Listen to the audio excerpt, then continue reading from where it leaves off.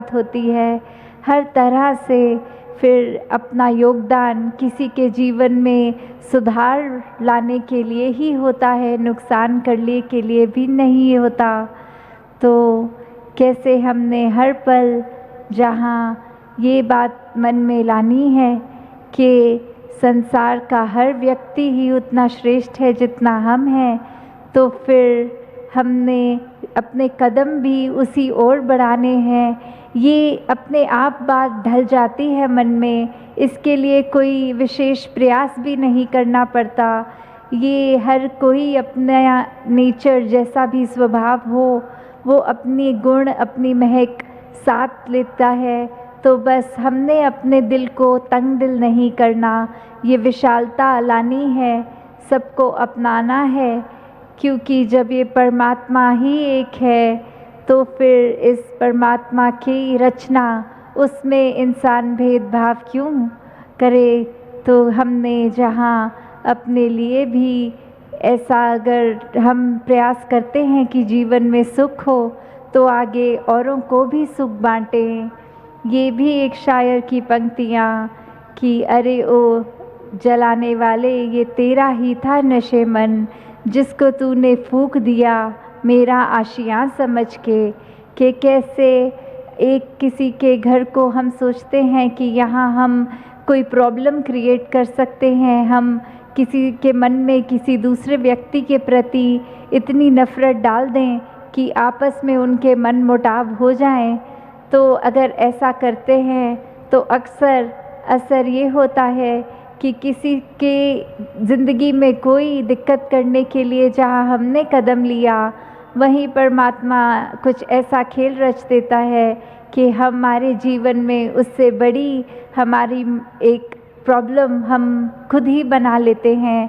तो जिन दिलों में नफ़रत नहीं होती, जिन दिलों में सिर्फ़ और सिर्फ़ ये भाव कि अगर किसी की कोई प्रॉब्लम भी है, उसको सुधारने का भाव मन में हो, दया का, करुणा का, तो फिर यही बात कि हम अक्सर ये सोच लेते हैं कि नुकसान तो दूसरे का हो रहा है, पर असल में हम अपना बहुत बड़ा नुकसान कर बैठते हैं।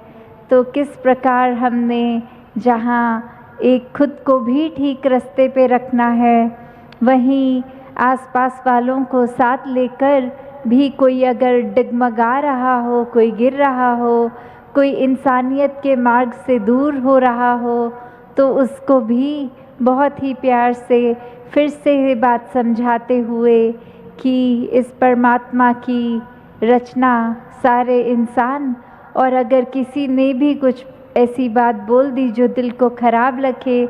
तो जहाँ उस इंसान के लिए भी क्षमा मांगो, वहीं एक उसके लिए मन में उस तरह ना बात बना लें कि आगे से इस इंसान से तो कभी बात ही नहीं करनी। अक्सर देखा गया है कि कैसे कोई इतने सालों साल से एक घनिष्ठ मित्रता होती है, ये फ्रेंडशिप बहुत डीप, और कहीं एक दिन एक शब्द किसी एक मित्र के मुंह से निकल गया इस प्रकार कि आगे आने वाली ज़िंदगी में उस इंसान से बिल्कुल संपर्क ही टूट गया। तो कैसे ये रिश्ते जहाँ संभालने भी हैं, वहाँ अगर कोई कठोर वचन है तो उसको